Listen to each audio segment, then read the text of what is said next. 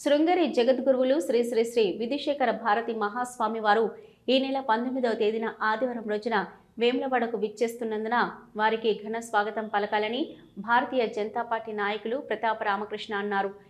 ఈ సందర్భంగా వేములవాడ పట్టణంలో నిర్వహించిన మీడియా సమావేశంలో ఆయన మాట్లాడుతూ శృంగేరి జగద్గురువులు ధర్మ విజయ యాత్రలో భాగంగా వేములవాడకు వస్తున్నారని, ఈ మహత్తర కార్యక్రమంలో హిందూ బంధువులందరూ పాల్గొని స్వామివారికి స్వాగతం పలకాలని కోరారు. వారి దర్శనము జన్మజన్మల పుణ్యంగా భావించి అందరూ అధిక సంఖ్యలో హాజరు కావాలని పిలుపునిచ్చారు. ఈ సమావేశంలో పట్టణ బీజేపీ అధ్యక్షులు రాపల్లి శ్రీధర్తో పాటు నాయకులు పాల్గొన్నారు.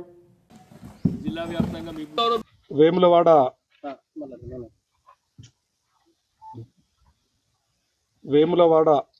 రాజన్న క్షేత్రంకు మరి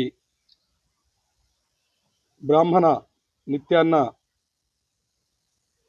సత్రం యొక్క కుంభాభిషేకానికి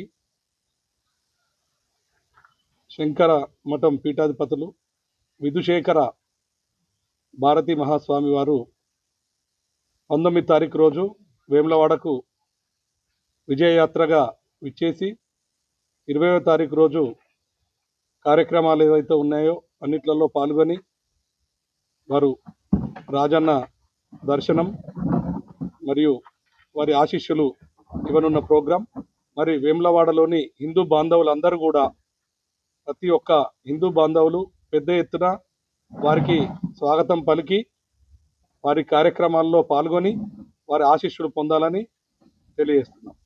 ఆదిశంకరాచార్యులు ఏదైతున్నదో 4 ప్రధాన మఠాలు కూడా స్థాపించాడు. అంటే హిందూ ధర్మం కోసం, హిందూ సంరక్షణ కోసం, ఈ హిందూ ధర్మాన్ని కాపాడడం కోసం వేదాలను, ఉపనిషత్తులను వీటిని కాపాడే విధంగా అదే పరంపరలో కూడా ఈ రాయరాజేశ్వర దేవస్థానం ఏదైతుందో దేవాలయం శృంగేరి మఠం ఆలోచన ధోరణితో వారి చెప్పు చేతుల్లో నడుస్తూ ఉంది.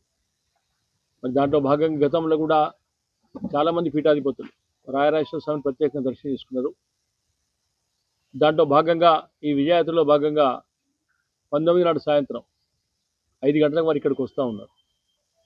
మరి మనం చాలామంది శృంగేరి వెళ్ళి శారదామ్మవారిని, అమ్మవారిని అక్కడ దర్శనం చేసుకుని స్వామిని దర్శనం చేసుకుంటాం. అక్కడ దాంట్లో భాగంగా వారు వచ్చే విధం ఏదైతున్నదో మనం ఘనంగా స్వాగతం పలకాలి.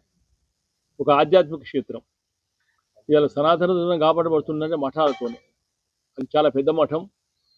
ఎన్నో త్యాగాల కోర్చి కూడా, అన్ని కష్టాల కోర్చి కూడా ఆ మఠాన్ని నడుపుతూ ఉన్నారు. మరి వారిని మనం సాధారణంగా మహిళలు, పిల్లలు, వృద్ధులు తేడా లేకుండా అందరూ కూడా స్వాగతించే ప్రయత్నం చేద్దాం. గతంలో 2012లో స్వామివారు వచ్చినప్పుడు ఆ స్వాగతం ఏదైతున్నదో ఆ శంకర మఠంలో, ఆ పీఠంలో ఇప్పటికీ మర్చిపోలేని విధంగా మనం అప్పుడు స్వాగతం పలికినాం. మరి అదే ధోరణి ఇప్పుడు స్వాగతాన్ని చేద్దాం. సనాతన ధర్మం కోసం మనం ప్రతిరోజు చేసే భగవంతుడి ఆరాధన ఏదైతున్నదో ధర్మమే మూలం, ఉపనిషత్తులు మూలం, వేదాలు మూలం.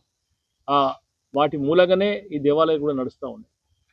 మరి మనందరం కూడా వారికి పెద్ద ఎత్తున స్వాగతం పలికే విధంగా కూడా అందరూ కూడా తరలిరావాలని కోరుతూ ఉన్నాం. ఓ రకంగా మనం ఈ వేములవాడ ఇక్కడ ఈ ప్రాంతంలో పుట్టడమే ఒక అదృష్టంగా భావిస్తూ ఉన్నాం. మరి రాజన్న కోసం వేలాది మంది, ఇంతకు గతంలో అనేక మంది పుష్పగిరి కానీ, కంచి కానీ, శృంగేరి మఠం కానీ అనేక మఠాధిపతులు కూడా రాయన దర్శనం చేసుకుంటూ ఉన్నారు. మరి వారిని కూడా మన సాధారణంగా కూడా ఆహ్వానించడానికి కోరుతూ పెద్ద సంఖ్యలో అందరం కూడా పాల్గొనడం మేము కోరుతూ ఉన్నాం.